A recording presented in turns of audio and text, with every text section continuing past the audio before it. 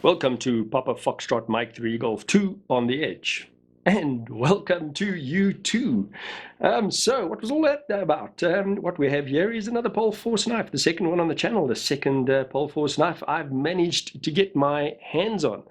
So this is the Pohl Force Mike 3 Gen 2, and that's what that was all about.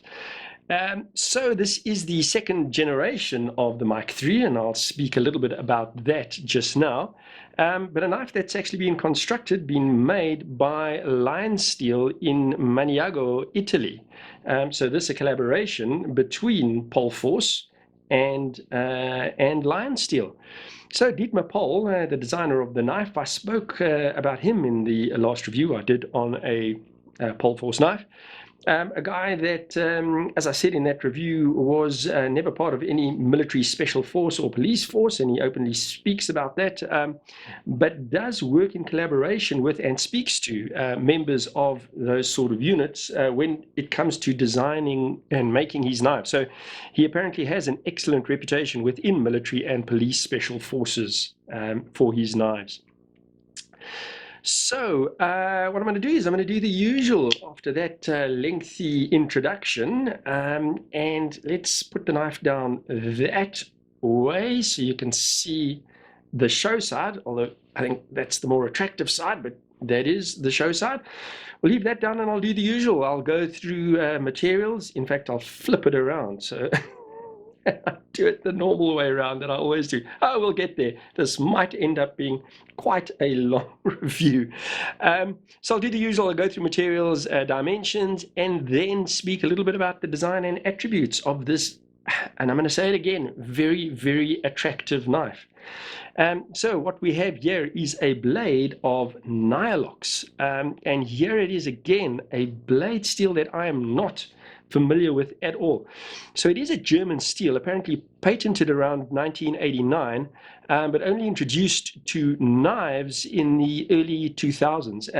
And it's described as a high-quality stainless steel alloy with vanadium, niobium, and molybdenum. And it's supposed to offer good hardness, edge retention, and corrosion resistance. So say the experts. Like I say, my first exposure to that blade steel. The handle is titanium. I have been exposed to that before. And the other side is, the show side is G10, a G10 backspacer. We have a titanium pocket clip, titanium hardware. So the screws and so on are titanium. And then this that they call, now I've got to remind myself what this thing is called, this little lock, the rotor block. So that's a patented LionSteel lock, and I'll speak a little bit about that a little bit later as well. So that's also in titanium. And then we've got a glass breaker at the back that is a tungsten carbide. And then the pivot we have is bronze washer for the pivot. There we go. Right, have I covered everything on that? Did I say the clip was titanium? It actually isn't, and I tested that with a magnet. It is it's stainless steel pocket clip. So right, now let's go through dimensions as quickly as I can. We've got blade length of 95 millimeters or 3.47 inches, blade thickness of 4 millimeters at its thickest point, 4 millimeters or 0.15 inches. Handle thickness is 14.5 millimeters or 0.57 inches. Closed length is 127.3 millimeters or 5 inches. And then overall length, quite a long knife, 222.3 millimeters or 8.74 inches. And then weight of this guy, well, quite a big knife, but it feels, and it might just be, you know, that it gives you that impression because of the size of it and the weight. It feels like quite a light knife. So let's just have a quick look at that. Let's get that on. This is getting dirtier and dirtier. I'm going to have to do a little clean on this pretty soon.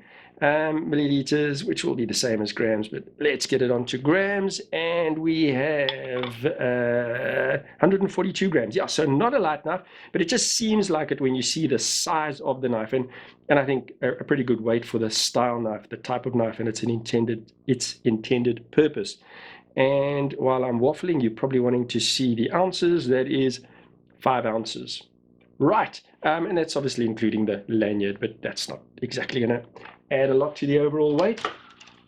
Right, let's get that out the way. Open this knife, and before I carry on, let me just say thanks to Helio. This belongs to a friend. I think I can call him a friend. In fact, I want to be his friend after I've seen his extensive knife collection. A well-heeled man with a really nice knife collection, and if he wasn't living in such a secure place, I would be planning to perhaps raid his house, and perhaps that's now just the last time I will ever be invited there. But I really do want to say thanks to Helio for letting me use this knife for the review. So you will see a couple of scratches on the blade as we're going through it, but that is because this does belong to somebody. It is on loan, and it has been used, but a very gorgeous knife nevertheless. So what we're looking at here is a bit of a modified drop point. We've got that just like the other Pohl Force knife that I looked at. We've got the two choils on the back of the blade, but definitely a drop point blade, a little swedge running from the choil all the way to the tip of the blade. Flat grind, and the finish on that blade is satin. So besides the scratches, we're also going to get my fingerprints all over this before this review is over. Nice edge on it. I'm not sure if Helio has sharpened that blade in the interim, but nicely evenly done and very, very sharp.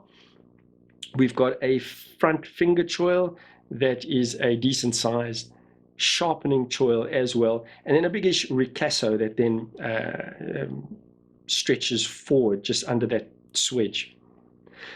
I mentioned the two finger choils at the top for your thumb. I may as well speak about that now. So the one at the back has got some really nice healthy jimping on it, so when you get hold of your knife, your thumb naturally falls in and gets good purchase.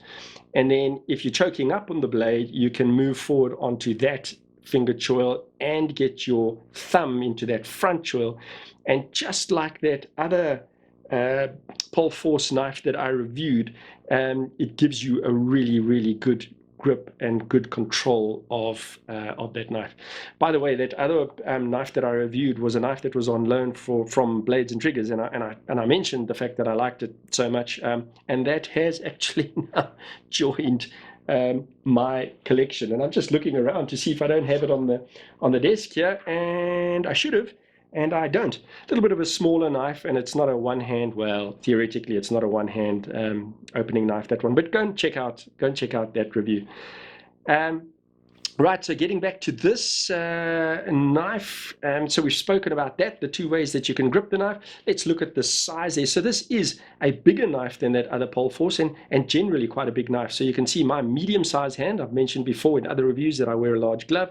Plenty space, even with my hand further back on the handle, plenty of space there. So bigger hands are going to comfortably fit onto that. So that's what that looks like if you're using that choil or that choil for your thumb, and then moving forward onto that front finger choil. Well, acres of space on this.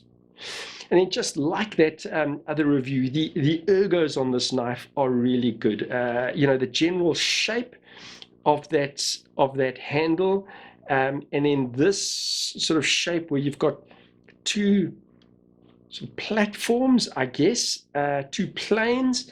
That does seem to be really comfortable in hand. Whether it adds much or not, I don't know, but it does really feel good. And then this shape to the G10 and to the titanium side. So that's being CNC milled, and I mentioned in the other review, it kind of looks like it's been sort of rough chiseled out. So attractive, but also gives you really good purchase on that handle. The back of the handle, it's a closed back design, so you've got that slab of G10 running all the way to the back of the knife, and we've got a little bit, if I pull the lanyard out the way a little bit there, you can see we've got jimping towards the back of the handle as well. And then I mentioned that it is, did I mention that it's a frame lock? But you've clearly seen that already. A frame lock knife.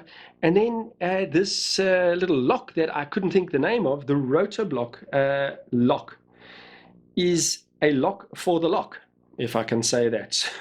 How that works is you literally, so when the knife is open, when the blade is open, you just rotate that, and I must now remember which way around it goes. So there we go, we rotate it with blade facing up, you rotate it clockwise, and that actually locks the lock into place. So now that is fixed in place. So you have a very, very secure, there's no chance of that blade accidentally closing. Now, no, I'm also one of those people, is that really necessary? I mean, is it likely to happen? But it is, I suppose it's an extra bit of assurance if you're going to be using this knife in a tactical type form, or if it's going to be used for heavy use. You do that and the knife is completely fixed in that open position. And if you don't want to use it, don't use it. It acts as your over travel stop as well, so it has a dual function. So really neat design, and it looks attractive. It adds to the design of the knife. So even if you don't use it as a lock, it is your over travel stop as well. So dual function on that. So nothing to complain about there. It's an added feature. Use it or don't, your choice. Right, what else is there to say? Pocket clip, we've got deep carry and quite a long pocket clip, as you can see. So it stretches down onto the lock, so firmly on the lock, and actually clears the little relief cut where you get the flex in that lock. By the way, while I'm looking at that, may as well just angle that, and maybe you can just see sneakily placed under the clip there is the LionSteel logo. So LionSteel Italy is sort of placed there. You might be able to see it. There we go, sticking out a little bit in the back there. So that's LionSteel Italy on that little flat portion there. Right, getting back to the clip. So I said long pocket clip coming right off the back of the knife, so you can clearly see that this is extremely deep pocket carry, quite a lot of space in the back there, very springy clip. And then it is kept onto the knife with the glass breaker that is a little nut or bolt. I'm not sure if the thread is attached to that or in the knife, but either way, that's what keeps the pocket clip on.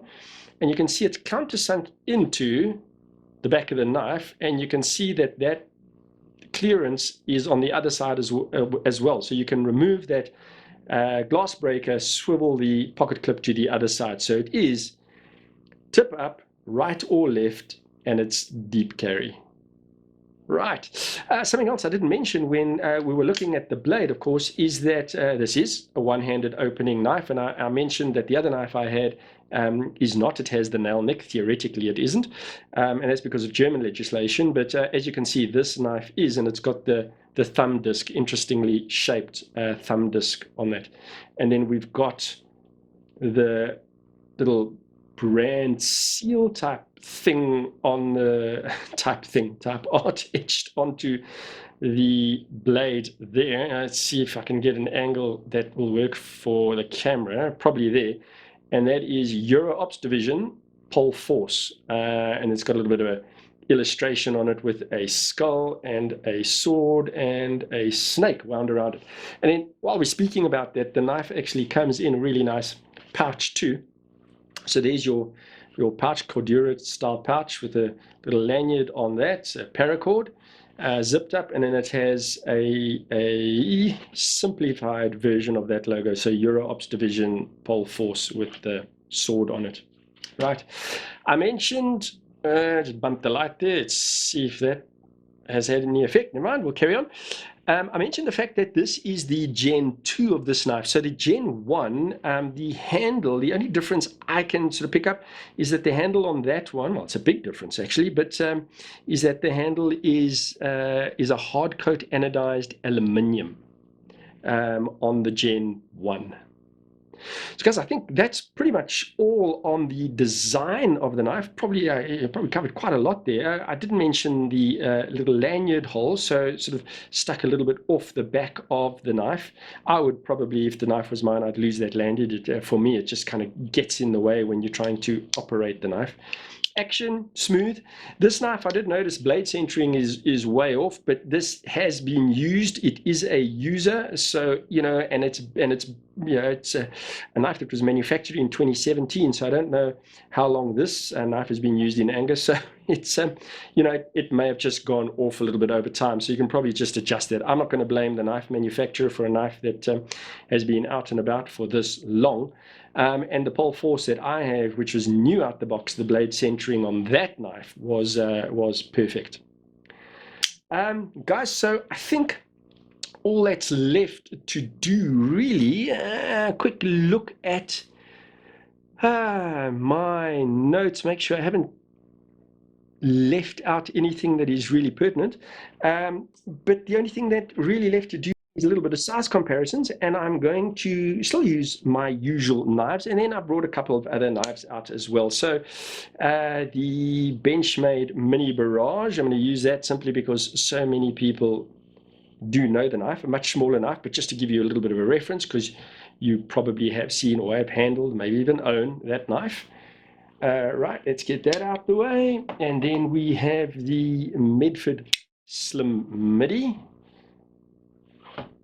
Right, so altogether bigger knife, the Mike 3.